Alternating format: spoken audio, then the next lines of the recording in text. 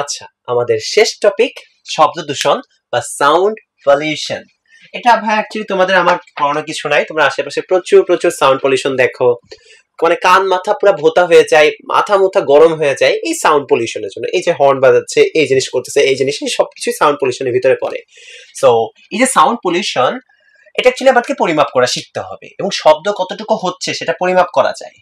ঠিক আছে, এটা অ্যাকচুয়ালি শব্দের তীব্রতা লেভেল থেকে পরিমাপ করা হয়, শব্দের তীব্রতা লেভেল থেকে, যেটার ক্ষেত্রে এই শব্দের তীব্রতা লেভেল এইটার অ্যাকচুয়ালি এককটা হচ্ছে বেল।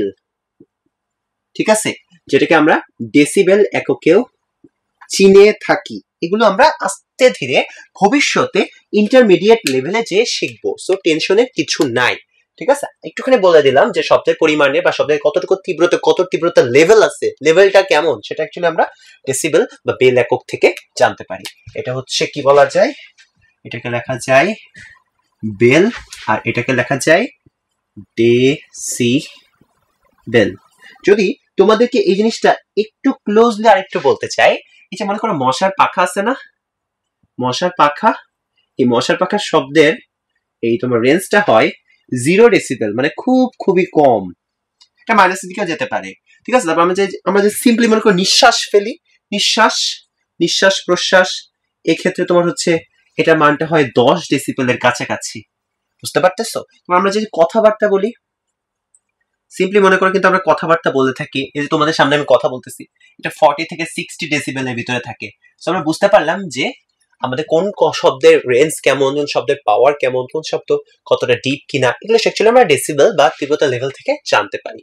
আর তোমাদের একটু বলে দিচ্ছে, হালকা একটু বলে দিই যে ডেসিবেল ইকুয়াল টু লেখা যায় 10 log 10 ভিত্তিক I2 বাই I1। আবার লেখা যায় ডেসিবেল ইকুয়াল টু 10 log 10 ভিত্তিক P2 বাই P1।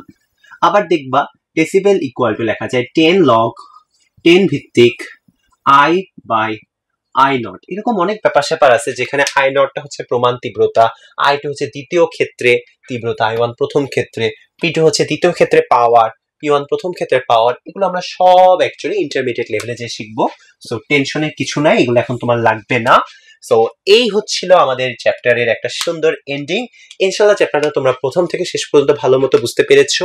যদি কোনো টপিক তোমরা না বুঝে থাকো এই চ্যাপ্টার পুরো চ্যাপ্টারে, তো তোমরা অবশ্যই কমেন্ট বক্সে সেটা বলবা, ভাই অবশ্যই সেটা তোমাদেরকে সলভ করে দেবো। আমরা চেষ্টা করবো এগুলো কোনো ভিডিওতে তোমাদের সামনে উপস্থাপন করার। সো সবাই ভালো থাকো, সাউন্ড পলিউশন কম করবা, এটা খুবই খারাপ একটা জিনিস। সাউন্ড পলিউশন কম করো, নিজের মোরালিটিটাকে ধরে রাখো, নিজের মোরালিটি ইনক্রিজ করো, নিজে অনেক ভালো হও। Best of luck, Allah Hafiz.